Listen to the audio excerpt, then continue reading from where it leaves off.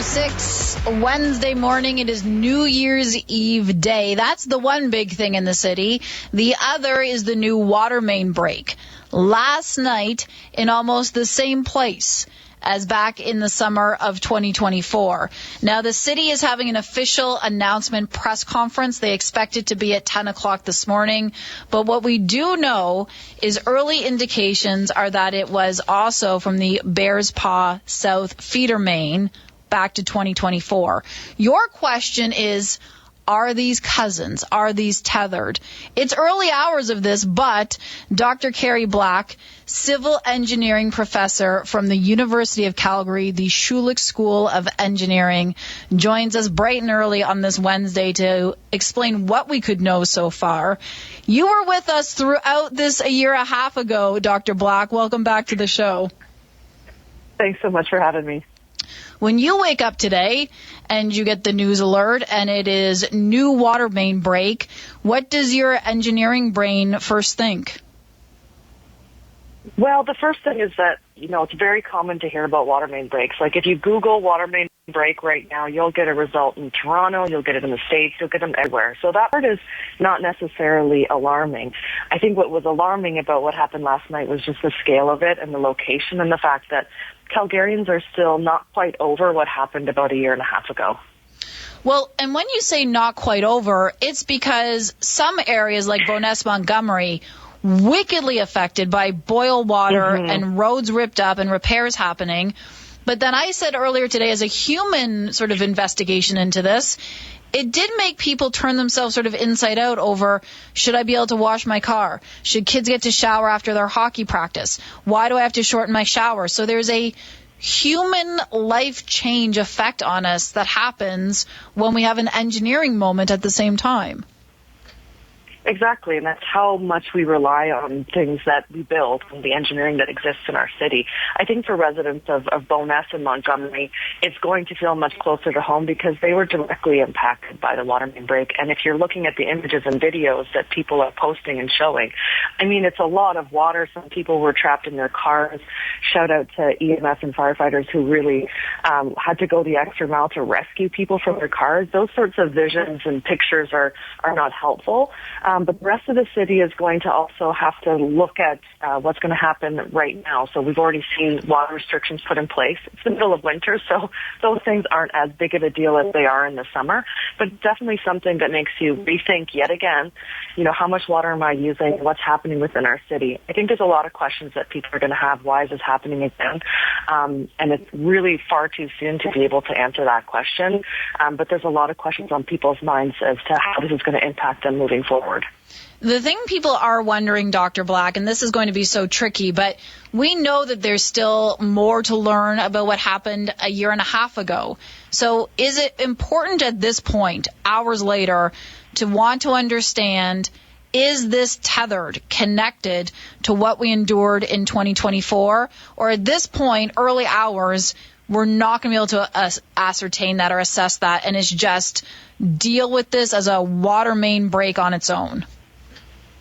Yeah, it's going to be too early, and the city has, really gone into overdrive since that water main break, and they were already, doing a really good job at trying to understand the system. But it's a reminder to Calgarians that, we have 16,000 kilometers of pipe underground, and that's a lot to maintain and manage. And the city of Calgary is not the only city grappling with major infrastructure issues. This is part of why we have to start investing more in our infrastructure and paying more for it, because it's a lot of old, aging infrastructure that needs repair and that costs money.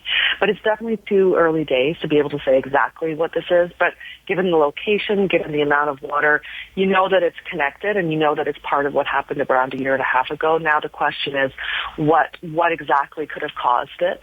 And when it's the middle of the winter and, it's quite chilly outside and we've had a lot of cold days, it's a little bit difficult to figure out the answers to those questions right away. But I think given the amount of work the city's done over the last year and a half, I think you'll have answers a little bit sooner rather than later. From your background and your engineering expertise here, is it different fixing pipe and components underground in wintertime versus summer? Is this going to be maybe a good news story because we're not traveling as much, we're not using as much water? Or could winter weather cause mayhem trying to get this fixed over the next few weeks? Definitely winter weather causes mayhem. There's no question when it comes to construction. There's a lot of things that we can do in that process to make it a little bit easier, but we're not necessarily going to be looking at, 100% fix on this first go. You're going to try and manage what you can and deal with the situation that you have at hand and revisit it at a later date, maybe in the spring, once you have a little bit better weather conditions to be able to take a closer look. But there's a lot that they can do within the winter time period, but it certainly poses completely different challenges.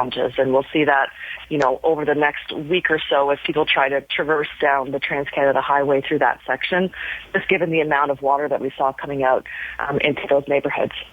When this happened a year and a half ago, what was so interesting was communities around North America started to say, we looked at our infrastructure because of Calgary, Alberta, Canada. We looked at our pipes because of your city.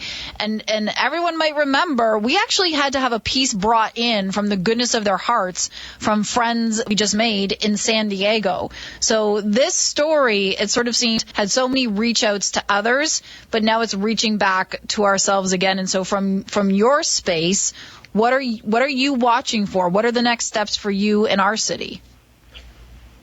Yeah, so the city is, trying to be proactive, but people need to remember that to be proactive, it costs money. And for it to cost money, that means that, we only have so much of a budget to deal with from a municipality perspective. So we're going to need to see larger investments from the province and the federal government incentivizing repairs to our infrastructure because of how much money it costs to repair our infrastructure.